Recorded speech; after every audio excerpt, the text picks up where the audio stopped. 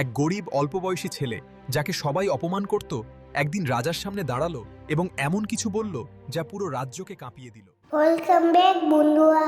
আজকে ভিডিওটা দেখলে মিস করবা। আমার খুব কষ্ট হচ্ছে বাবা, ঘরে যে খাবার নেই। ভেবো না তুমি আম্মা, আমি এখনই যাচ্ছি, কিছু একটা ব্যবস্থা করব। দয়া করে সাহেব, আজ আমার জন্য কোনো কাজ আছে কি? না, আমি তোমাকে কালই বলেছি এখানে তোমার জন্য কোনো কাজ নেই, এখন যাও। হ্যাঁ, এই বছর ভালো হয়েছে। তাই নাকি? তাহলে দাম কমানোর সময় হয়েছে। আজ বাজার সমৃদ্ধ মনে হচ্ছে। আপনাদের সকলের উপর শান্তি বর্ষিত হোক। হে রাজা, আমার মা 3 দিন ধরে না খেয়ে আছে। তুমি ভিক্ষা চাইছো? কাজ করো। কি মজার কথা। খুব ভালো বলেছেন রাজামশাই। আমি হাসতে হাসতে মরে যাব।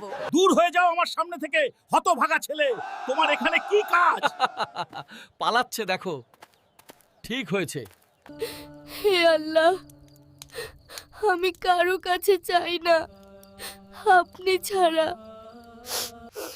আল্লাহ, আমার ক্ষুধা নিবারণ করো, আমাকে শক্তি দাও। আগুন! রাজবাড়িতে আগুন লেগেছে, কেউ নেভাতে পারছে না, সব শেষ। ঠিক তখনই হাসান এগিয়ে আসে। সে একটি জলের কল খোলে যা কেউ লক্ষ্য করেনি। মুহূর্তের মধ্যেই আগুন নিয়ন্ত্রণে আসে। তুমি এটা কিভাবে জানলে? গতকাল আমি এখানে কাজ খুঁজতে এসে এই অবস্থা দেখেছিলাম।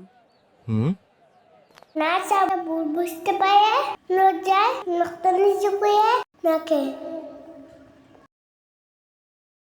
আজ আমি শিখলাম, ও গরিব মানে দুর্বল না। যে আল্লাহর উপর ভরসা করে, আল্লাহ তাকে কখনো নিরাশ করেন না। আপনি যদি এই ধরনের ভিডিও দেখতে চান তাহলে লাইক, কমেন্ট এবং সাবস্ক্রাইব করুন এবং শেয়ার করে আমাদের সাথে থাকুন।